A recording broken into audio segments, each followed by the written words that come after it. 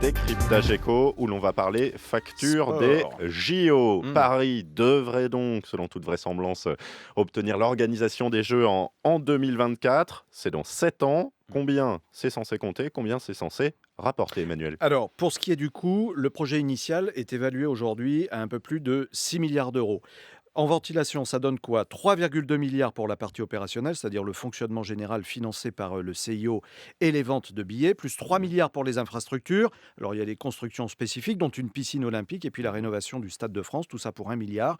Et puis près de 2 milliards d'euros pour le village olympique qui, lui, sera construit en partie grâce à des partenaires investisseurs privés. Voilà pour les coûts imaginés. Ce budget, est-ce qu'il est possible à respecter? Bah écoutez, comme tout budget prévisionnel pour les chantiers de ce type, les dérapages sont prévisibles et anticipés. Alors pour prendre l'exemple de Londres, lorsque la capitale britannique a appris en 2005 qu'elle décrochait les JO 2012, elle Mmh. prévoyait à l'origine un budget total de 5 milliards d'euros.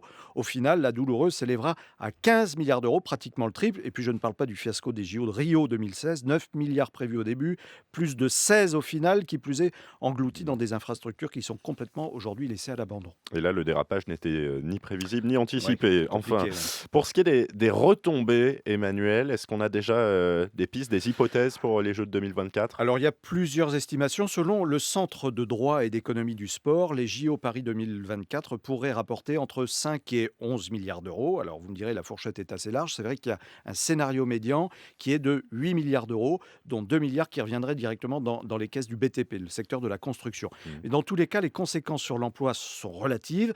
En fonction des scénarios, l'emploi généré par l'événement olympique va d'une fourchette basse de 120 000 équivalents temps plein, après de 250 000 emplois pour la partie haute, mais pour la plupart, ce sont des emplois saisonniers, donc absolument pas pérennes. Ce qui est sûr, c'est que si retombées il y a, elles sont, généralement de court terme. Absolument, et sachant que 95 des équipements existent déjà ou étaient programmés, hein, pour ce qui est donc Mmh. des JO Paris 2024. Mais les travaux académiques montrent que les coûts n'ont jamais été équilibrés, sauf dans 2 cas bien précis. Les JO de Los Angeles en 84 et ceux de Barcelone en 92, qui ont été qualifiés d'ailleurs de réussite économique.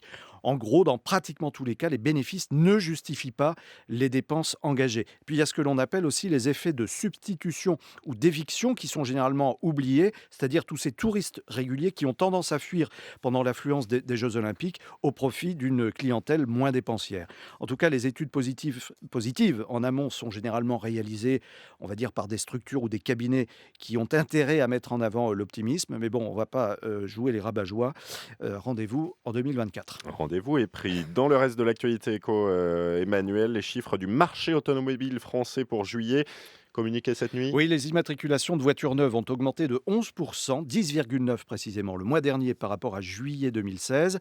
Concrètement, c'est plus 13% pour Renault et plus 12,7 pour Peugeot PSA. On en parlait il y a quelques instants. Bruno Le Maire, a bon espoir, de signer un accord sur STX Saint-Nazaire, dans les semaines qui viennent? Oui, le ministre de l'économie réaffirme ce matin que l'italien Fincantieri est bien le meilleur groupe industriel pour des projets communs au chantier de l'Atlantique. Une déclaration, vous le disiez, quelques Mmh. heures avant sa rencontre avec les autorités italiennes à On est Rome. moins persuadé qu'un accord interviendra. À suivre. Allez, le chiffre du jour, 60 millions. C'est le nombre d'abonnés dont Spotify vient de franchir le seuil. C'est le numéro 1 mondial du streaming, l'écoute de musique en ligne, qui conforte ainsi sa position de leader sur ce marché en très forte progression. Et vous en faites partie, j'en suis Entre sûr. autres. Emmanuel Cuny pour le décryptage éco.